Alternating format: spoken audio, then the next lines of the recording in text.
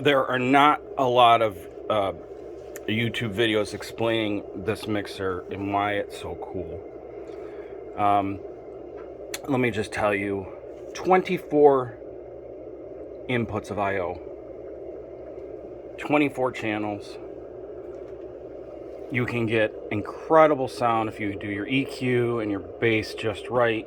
You can do individual outs from your 808, your 909, any vintage gear. And that's why I'm excited about this, because, you know, nobody's really made, I mean, except for the MX-1, has really made something for us to go on the road and have all this I/O. Or just for the studio. So, this is why this mixer is going for what it's going for now, is because of its capabilities and what it can do, and from the 90s. So I've seen the Mackie 24s, but I'll tell you, this tops the Mackie 24s. But usually there's not a lot that goes wrong with these, except you want to always keep them covered to keep the dust and stuff off of it. And then the other thing I do, I've been using like a deoxit. I've been going around cleaning the sliders, and I'm waiting for some slider grease to come, so that'll give everything a little, re-oil everything. But this one was actually like shipped with the original box from Japan. The other thing I have to be careful is I do have to use a 100-volt step-down transformer. No big deal. They're cheap. And you can see it's a 64-watt AC 100 volts. So you have to be careful of that. But other than that, I mean, even my sticker is still on. It's got the plastic on it. I mean, this is like amazing to find a classic mixer like this. So that's it in a nutshell. Like I said, I got a beauty here, and I'm gonna hold on to this mixing desk, that's for sure. So in my opinion, you can never have enough mixers or enough inputs on a mixer.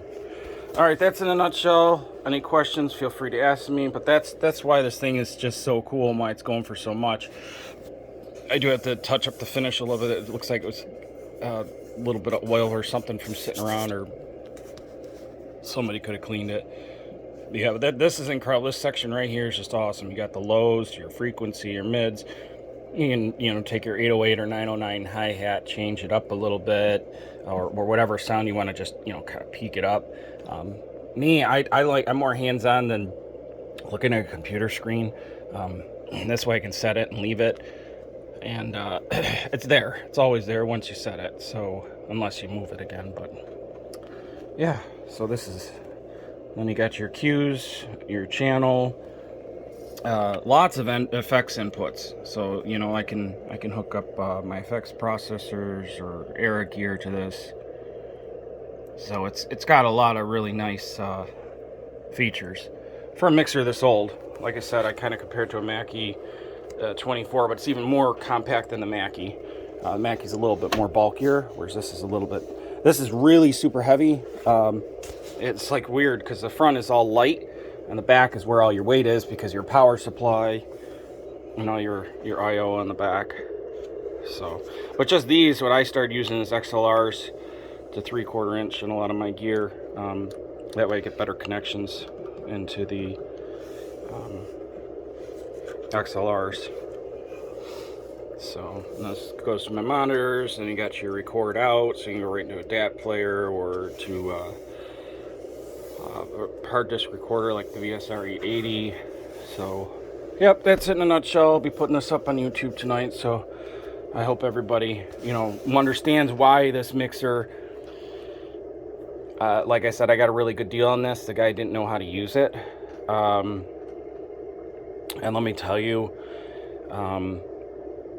it was a steal for me to get this, because obviously you see these going for anywhere from $1,100 up to $3,000 out there. And this is why. It's all this I/O. I mean, you could plug in some MX-1s in here. You could plug in, you know, whatever you want to. You just keep adding I/O into it and then just sending it out if you want to. You can do a lot. So, yeah, that's it in a nutshell. Yep. If you enjoy this video, hit like. And I'll try to answer any questions anybody has. I do have the manual and the... I downloaded the service notes for this. So if I ever have to take it apart, you know, I got the wiring diagram and everything. But yeah, this is it. It's really cool. And I like the colors too, the oranges, the greens. I mean, come on, that's Roland. Roland and their color schemes have just always been awesome. All right, that's it. My next video will probably be, I'll have some inputs going into this. You can actually hear how nice, warm, crisp this analog mixer sounds. It's very rich, very nice. All right, that's it.